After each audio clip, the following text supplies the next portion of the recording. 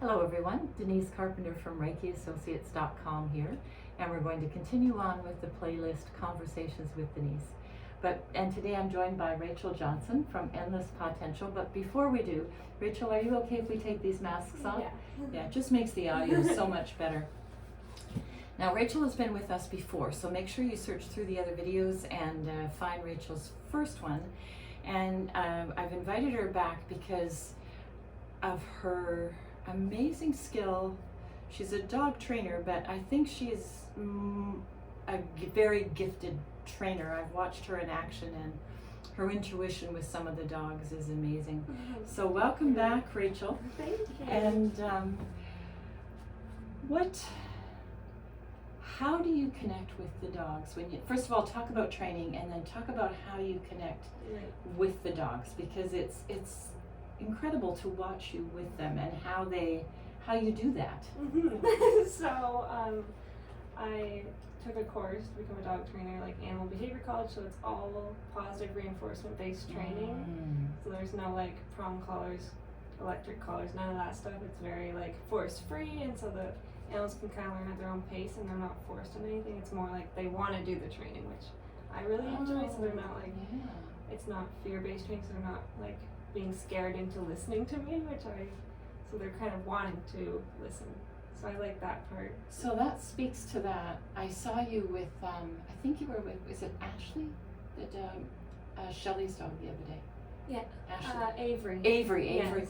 And she just adored She's lovely. Isn't she? So that's probably part of it, is that. Yeah, totally. Like I find like a lot of the dogs are more willing to listen because like we have a positive relationship, whereas I'm not always correcting her, like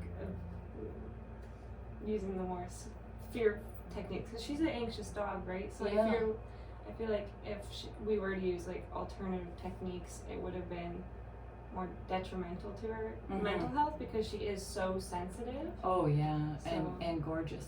Just, and is that her breed? Do you find different breeds have different levels of they have different capacities to cope with life and families and all of like that? some dogs, like the herding breeds, like border collies, shepherds, kind of Aussies, those kind of dogs, they're very they're very they need a lot of stimulation, right? So mental, physical, all of that. Or else they kind of don't know what to do with themselves, and it can come out as like anxiety or other bad behaviors. Yeah, one of my dog's friends ate the legs off her grand piano. Oh wow. That's how she got into dog training. So not cute. So let's say I were to buy a puppy. Okay, would I contact you to help me figure out which breed would be best suited for my lifestyle? I've never had that happen, but I would love for that to happen.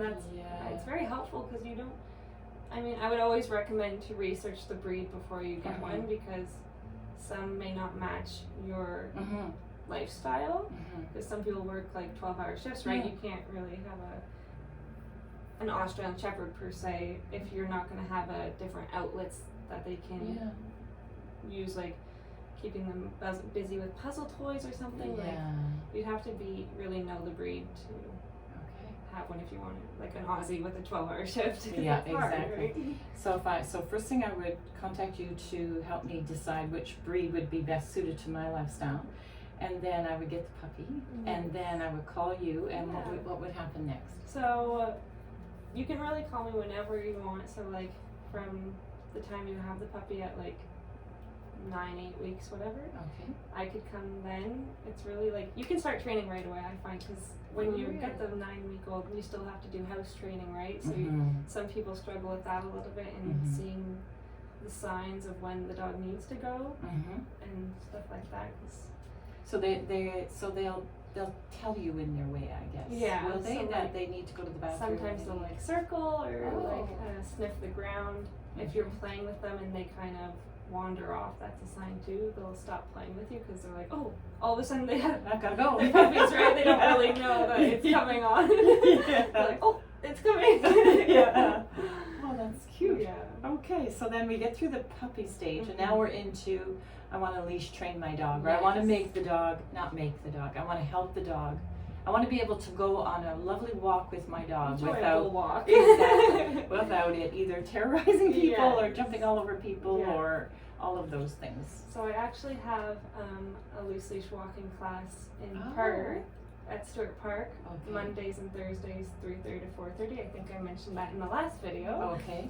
But it's a loose leash walking class, so we work on like greeting other dogs, greeting other people, and since it's downtown Perth, there's a lot of people Yeah. and stuff, and so we get to interact with them. Working on stay as people go by, dogs go by. Leaving Yeah. things on the ground that they're not supposed Mhm. to eat, because Yeah. that's a very common one. Yeah. And it's a hard one too, right? Because Yeah. some dogs like to wander and sniff a lot more, like the beagles. Yeah. They are very scent driven. Yes. So Yeah. some people struggle with getting their focus on you instead of the ground, which Mhm. is hard for a beagle because that's just what they do, right? That's their nature. So you Mhm. would find gentle ways to help Yes. them, and you just say refocus them. Yeah. Wow, that's such a great idea. Mhm. It's like children. Really. Yes. It's It good is. techniques for your kids too. Yeah. Okay, so now that was called loose leash Yes. training. So what's that mean? So it's just when the leash has a nice loop in it. So it's not Okay. like taut and the dog's not dragging you everywhere. So there might be a nice heel maybe. You don't have to have a nice heel necessarily, just as long as the dog isn't have tension on the leash, so your arm's not being ripped off. So in this case, you're actually training. The People. people, yeah. It How usually to- turns out that way. Okay. The dogs are the easy part, and then the people are the ones that have to do the homework, right? Because Yeah. I'm only there for like maybe an hour, usually an hour session, and then I usually meet once a week. Yeah. If the dog has more serious issues, it's more obviously, but Mhm. usually if it's like loose leash walking kind of thing, we meet once a week and see until they kind of understand what they're doing. So I guess that's a good thing. So as you say, different breeds have different personality traits. Exactly. So that's just training the owner for the dog's traits. Yes. So then they can make just better decisions. Yeah. Because you want to enjoy your dog. Totally. Yeah, you can't really enjoy a walk when you're being dragged or pushed down in somewhere. No, It's not nice. No, or if your dog's being like, even if they're joyfully Yeah. meeting other people Yeah. or other dogs, that's not always so Mhm. much fun either. And you gotta, I always say, I like to start off puppies with the loose leash walking and, Mhm. lots of focus on you as you're walking, because Okay. as they age, they may develop, some reactivity towards other dogs, other people, and you want to be Okay. able to get their focus really quick. And Mm-hmm. when you practice that as a puppy, it's easier if they do develop this reactivity to get their attention off of it. Okay, so that was my next question. So let's say I decide to get a dog that I'm going to rehome a dog. Mm-hmm. So first of all, I might not know its history, so it could have had a lovely Right. history up till now, or it could have Yeah. had a not so lovely history up till now. And then I pick that up, and then I find there's some less than savory habits Yes. there. So would you work with a dog Mhm. like that as well? Yes. And how would that go? What would that look like? So it depends on the issue. So Okay. if the dog is reactive towards other dogs, I have my dog that I can bring to a session and kind of work Oh. through that stuff Okay. or the dog's own pace, because it's if you were to go downtown Perth and try to work with dogs that are just walking by, it's Mhm. not necessarily going to do anything, because that dog's on a walk, obviously, going Yeah. through town, and Yeah. so I can't just be like, hey, can you stop there for a second? Let us work through this little thing. So it's Yeah. easier just to bring my dog, who is super chill. She's a 10-year-old Husky Lab, and she's very relaxed, so she'll just lie in the grass and watch us. We're working through the dog's issue kind of thing. Oh, that's super. Mm-hmm. Good. Now, what if it's a dog that, and again, just those very joyful ones that Yes. want to come and meet everybody that's on the street. Yes. Okay, so how do you work through that? Lots of redirection, and putting more, so you have more control over the dog. So redirecting the dog, and then having these commands that mean, okay, you can go see this person. Oh, you have to wait until I say you can go. So it's pretty much teaching the dog that they have to wait for your command to say hello to other people. Excellent. Because that's the polite thing to do, right? Yeah. You don't want your dog walking up to someone who maybe is really fearful of dogs, Yeah, right? Or yeah. their dog isn't friendly if they have another dog, right? Yeah. So it's Yeah, just 'cause a safer way to have, like if you have control of your dog, it's just safest. Oh, that's wonderful. So now if somebody wanted to book an appointment with you, so let's say there's something else that we haven't covered and they just want to ask, how would they, so first of all, to just ask you a question, how would they They do can that? either Facebook message me, email me, or call me, it's fine. Okay, so your email address would be? Is Rachel, RACHEL, Mhm. at Endless Potential. You better spell that out. Okay. ENDLESS